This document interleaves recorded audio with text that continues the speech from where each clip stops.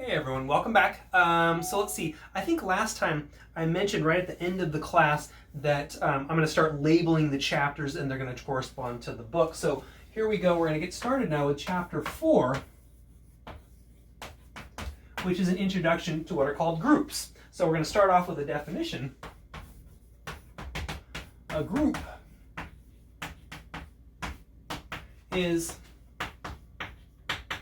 a pair, which I'll write capital G, comma star, where G is a set, star is a binary operation on G. Oh, that's a funny looking G. So on G. Subject to, or such that the following,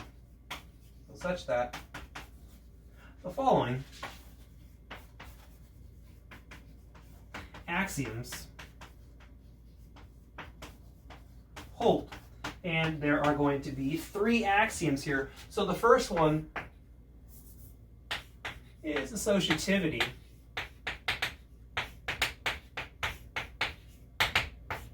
And that would go like this, for all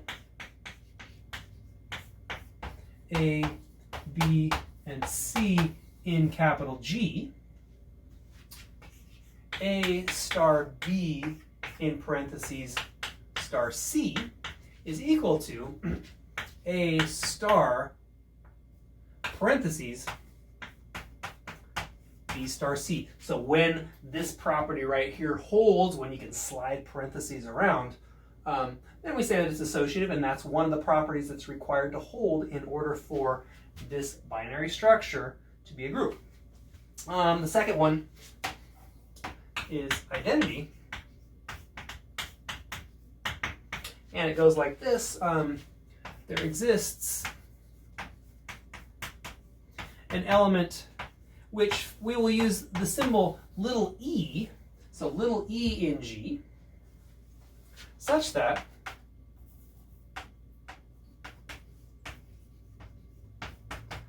for all little a in capital G, A star E equals A, which equals E star A. This element, little e, is called an identity. So let's add that. It's not really part of the definition, but, well, in fact, no, I don't want to write it down now. I'll write it down later. But the idea is, if such an element exists, then we call it an identity for capital G. And then the third property is inverses. What symbol do I use here? Prime. Okay. For each little a in capital G, there exists an element which I'll write with it as a prime in capital G, such that a star a prime equals E, the identity, which equals, in the reverse order, A prime star A. So if such an element, well, yeah, so when such an element is called an inverse, I'll write that down also. But so here's the 3 axioms, right? So what is a group? It's a binary structure, although we're really not going to use that notation or that terminology so much anymore. So a group is a pair consisting of a set together with a binary operation. Yes, that's what we call a binary structure, for which some additional properties must hold, right? Associativity, identity, and inverses, right? Okay, so now let me write down those actual words here. So the element little e in 2 is an identity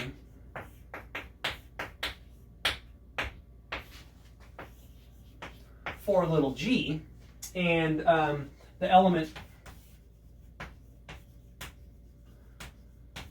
A prime in 3 is an inverse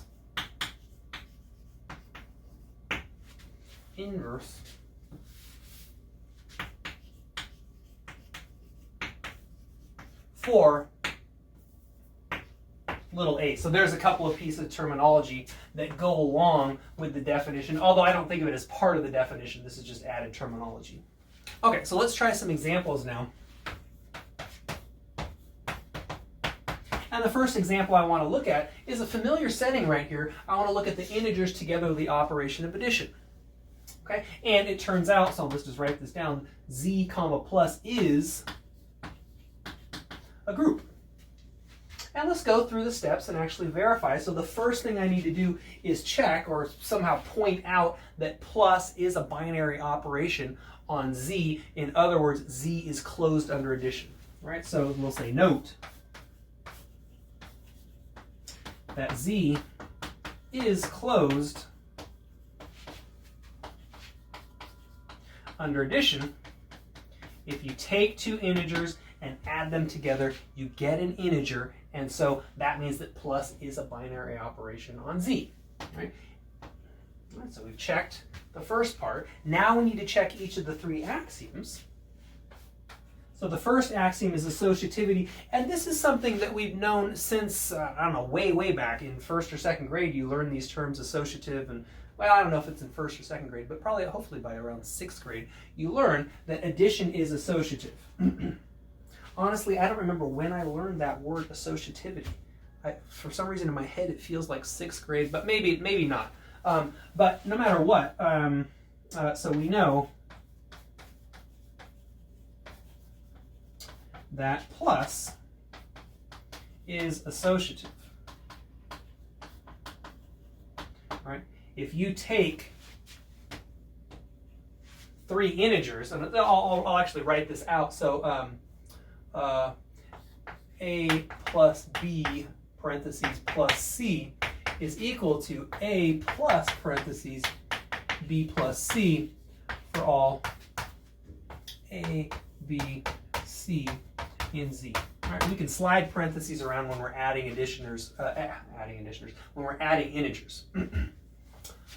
2, so that's identity. And so we'll say note that 0, let me do a little bit better.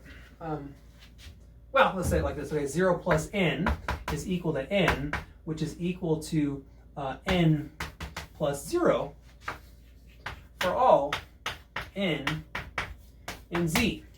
Right? And so what we have is that 0 is an identity for z. Third property is inverses. So let's say given n in z, observe that n plus minus n is equal to 0, which is equal to minus n plus n. And so minus n is an inverse for n. Right. From this, we can conclude that z plus is a group. It's closed and satisfies our three axioms. And maybe it's worthwhile to say a word here. We defined this thing called a group. And we've done one example. We've seen that there is such a thing as a group, this one right here. The idea of group, right, is to allow us this. We have this concept of arithmetic, and we know how to do arithmetic when we know how to add integers, right? And we know all that it satisfies these familiar properties. The idea behind a group, it is to abstract the familiar property of addition of integers to less familiar places, right? It turns out that in other sets, right, you can do arithmetic. right? So that's kind of the idea behind this. We're trying to say if you start off knowing, you know some properties about integers, right? Can you take those familiar properties and apply them in unfamiliar settings? Okay, so let's look at some more examples now.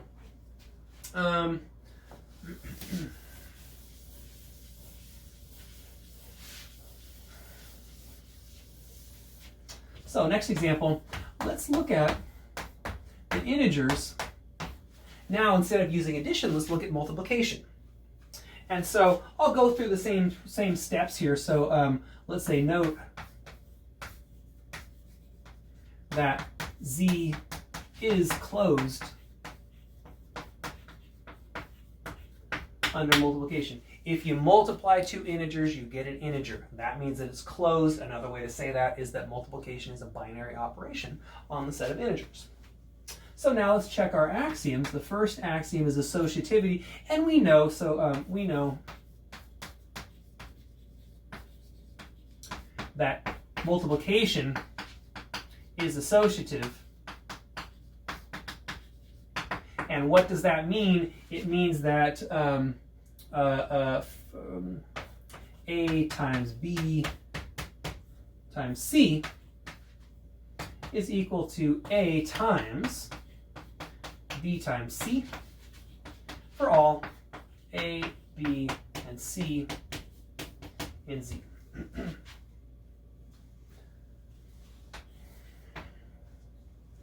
Second, identity. Well, it should be clear that 1 serves as an identity for multiplication, right? So we'll say note that 1 times n is equal to n, which is equal to n times 1, and so not n, 1 is an identity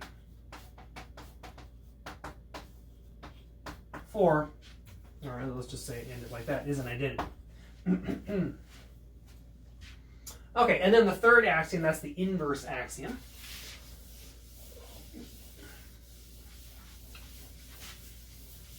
And you should start thinking, okay, so now how does this work?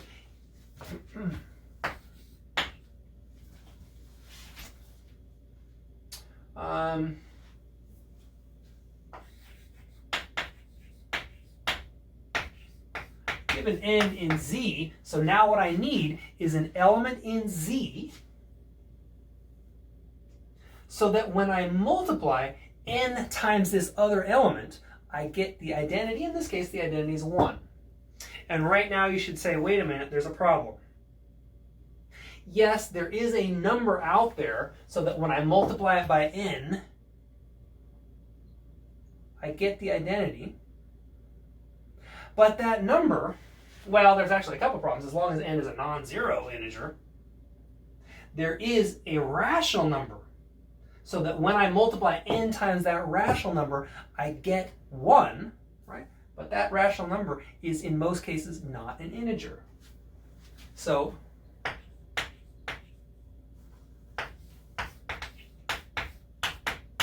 I just sort of talked our way through understanding, or the realization that it fails this axiom right here. And actually, let's write it down. There is no,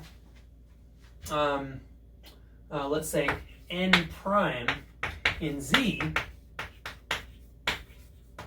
such that 2 times n prime is equal to 1.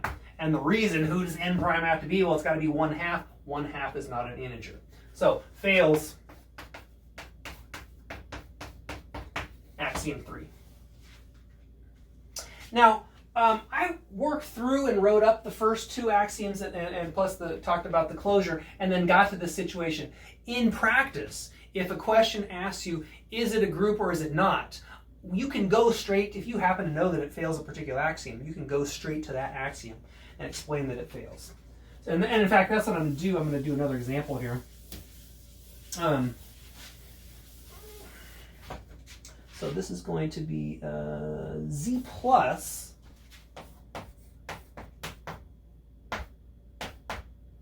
under the operation of plus. So remember, z plus, that's the same as the natural numbers, right? It's all positive integers. So this is not a group.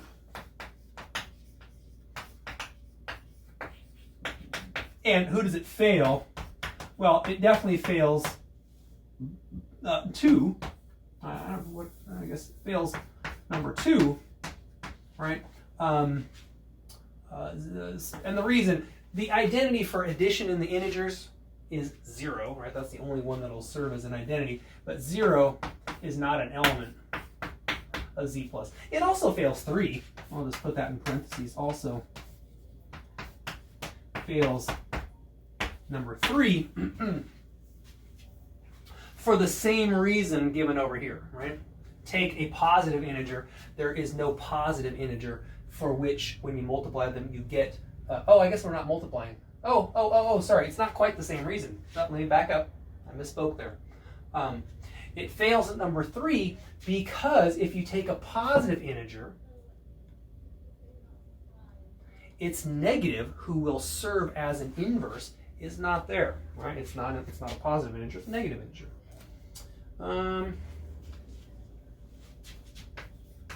Let's look at now integers with subtraction. This is not a group. And the reason here, so let's see, subtraction, it's closed under, the integers are closed under subtraction.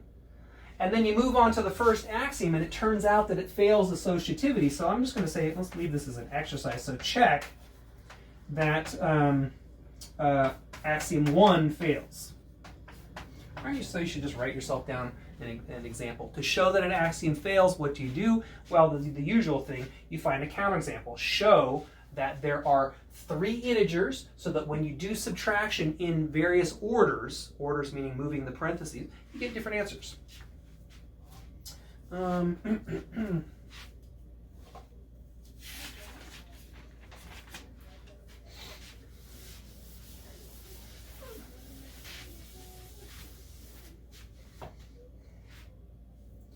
So another example, let's look at the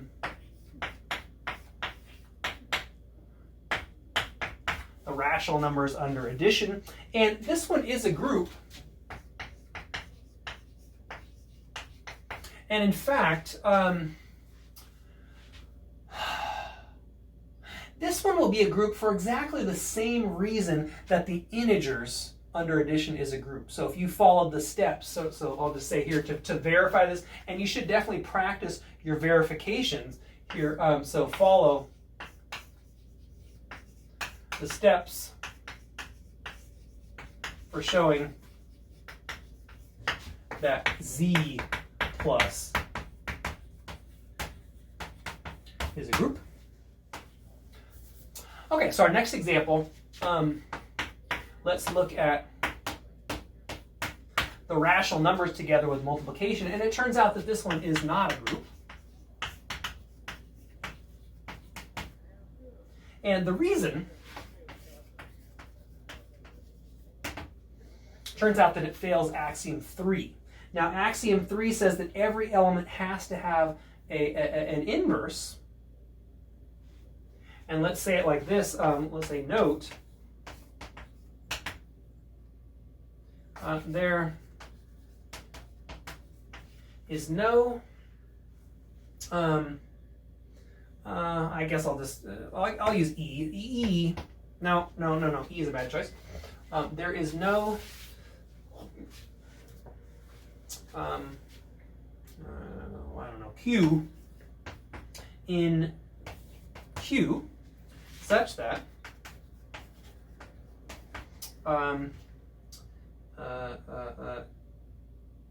0 times Q equals 1, which equals Q times 0. In other words, 0 does not have an inverse. And I should kind of slow down on this example right here.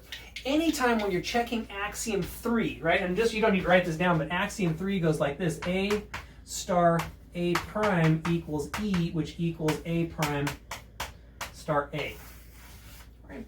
So when you're checking axiom 3, you need to know beforehand who is serving as an identity for your hypothetical group. Right? When you're checking axiom 3, you need to already know the answer from axiom 2. And so 1 certainly behaves as a multiplicative identity, right? As an identity with respect to multiplication. And so 1 is playing the role of E in this situation. And so what we're noticing in this example right here is that 0 does not have an inverse. Right? There is no element so that 0 times that rational number equals 1. All right, so it fails axiom 3.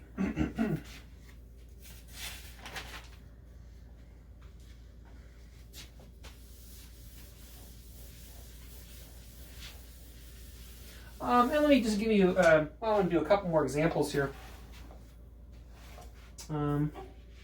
Actually, I want to write down a bunch of examples. So next example, let's look at Q star with multiplication. Remember Q star, that's the set of rational numbers minus 0, right? So it's all rational numbers except 0. And notice that axiom 3 in this previous example, axiom 3 failed precisely because 0 does not have an inverse. And so it turns out that this one is a group, right? And you should write up the details, or as practice, you should write up the details. Let's just kind of talk our way through. So let's see. If you multiply non-zero rational numbers, you get a non-zero rational number, right? So that tells us that closure holds. Associativity, yes, associativity of rational numbers. Multiplication of rational numbers is associative. We're doing multiplication. 1 behaves as a multiplicative identity, an identity with respect to multiplication in Q star. And then inverses fails in general if we don't delete 0. But now, if you take Q, as long as Q is a non-zero number, then the reciprocal behaves as an inverse. Right. So I want you to, as an exercise, check the details here. All right, so let's say check this.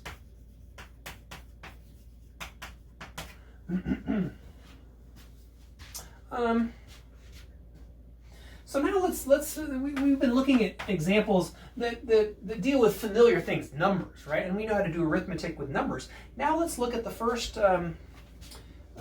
non-numerical example. So let's look at G comma star, where G equals A, B, C, D, and then I need to tell you how to multiply these elements, how to apply star. And you notice I keep saying multiply, even though multiply is not necessarily the thing. Here's the idea. When we are talking about groups in the abstract and we just have some arbitrary binary operation, we actually like to think about it as a generalization of multiplication. So I will sometimes slip, and instead of saying star, I will say times or multiplication, because the binary operation really serves as a generalization of multiplication. So if I do say times or say multiplication, and I'm using star, just remember star is a generalization, or it generalizes the idea of multiplication. So where and star, let me finish this example now, star is defined by the following table. All right, so I'm going to tell you how multiplication works by writing down the table.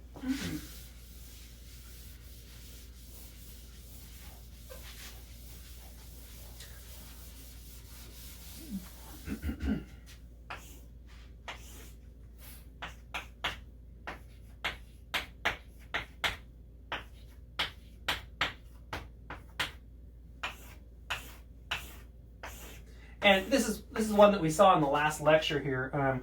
So it's going to be A, B. I'm going to go row by row. A, B, C, D.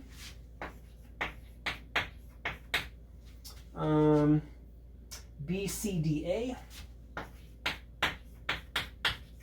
And then C, D, A, B. And then the last one is going to be D, A, B, C. Okay, so we saw this table last time. And now the claim is that G star is a group. And I want to at least check some of these details here. So first, closure, we've got a binary operation, right, by construction here, right? So because, why is that? Well, because every element that you see in this square right here lives in G. What that's saying is that we've got a binary operation. The output in all cases is inside G. Right? So we've got a binary operation. Now, associativity, to check all of it would be a nightmare. So, I mean, let's just do a couple of examples. So for associativity, there's a whole lot to check. And so there's actually a better way to do this rather than the brute force approach. But that's all we have for now. So for associativity, let's see. So what would you need to do? You need to look at things like this. A star B star C. And let's compare that. So let's see. A star B is B. And then starred with C. B star C is D. And now let's do it in the other order. A star B star C. That's equal to A star B star C. B star C is B. No. Wait, B star C. Oh, yeah, B star C is D. And then A star D is D. So the fact that those two match means that associativity holds for this choice, right? And then you need to do another one. Okay, so what else is there out? Well, how about D star A star C? So put the parentheses here. Let's see, D star A. D star A is D. D star C is B. And then let's try it in the other.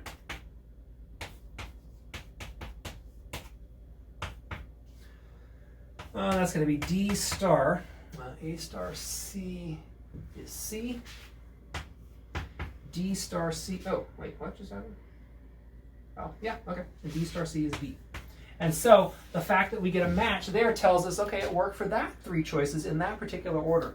And so what you'd have to do is go through with all possible triples and check that they all match out. So let's see, we've got 4, and you need to choose 3.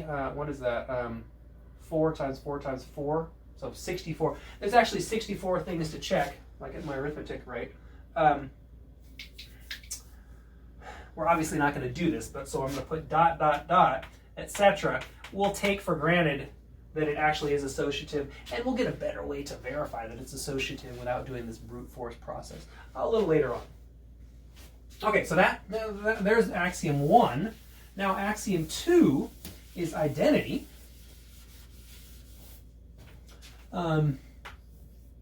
So we need an element that serves as an identity. So notice here, A star A equals A star B equals B, A star C equals C, A star D. So A behaves as an identity. We have to check the reverse one, and if you check this column right here, what you'll notice, so we'll say note that A star X equals X, which equals X star A for all X in G, and so X is an identity for capital G.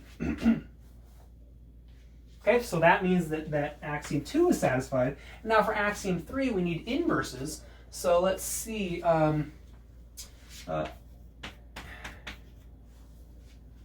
The inverse of A is A.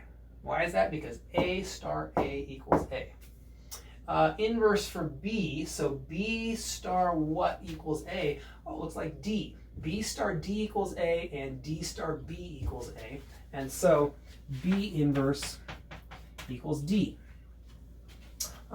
C star C equals A, so that means that C is its own inverse. So C prime is equal to C. And then the last one, D, D star B equals A, and B star D equals A. And so that tells us that D prime is equal to B. Right? So this then tells us that every element has an identity, has an inverse, and so it satisfies axiom 3. I want to just write down a few more examples and then we'll finish up. All right, that's enough for this lecture. First I have this note here, so note.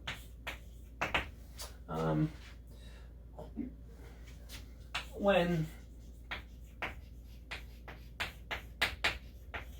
working with groups,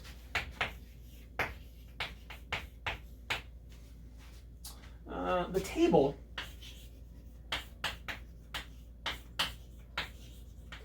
that defines the operation, right? Meaning the table that we just had there, the tables that we do to define our operation. It has a special name. It's called the group table. So is the group table, or more commonly, Cayley table. Right, so a Cayley table or a group table, that is the table that you write out that defines the operation on the group. And now let's just run through. Man, I wish we were all in the same room right now. So typically, what I would do is just kind of finish up this lecture with some quick examples. Where, I guess we can't do it since we're not all in the same room. But what I want you to do, so as exercises, or at least you should sort of nod your head and work your way through these. Right? That one's a group, so I'm going to put a check mark by the ones that are groups. And if you were here, I'd say, okay, now what about this one? What do you think, group or not? And someone would say, it's going to fail axiom 3 because 0 does not have a multiplicative inverse. So this one fails 3. Well, what was the reason that it failed? Well, because 0 is in there, and so if you did R star with multiplication, it turns out that it is a group. And then a couple more examples, and then we'll finish with that. So complex numbers with addition, that's a group. Non-zero complex numbers with multiplication, also a group. So I think that's a good place to stop for today. Yeah. Okay, so groups. It's a huge field of study, right? It started way back in the mid to late 1800s when people started recognizing that groups were an important part. And we'll talk about historically where this idea of group came from, where it grew out of. And group theory is still an active field of research. This is the area that I'm interested in also. So group theory is, I guess you could say, my field of research. So we will see you next time.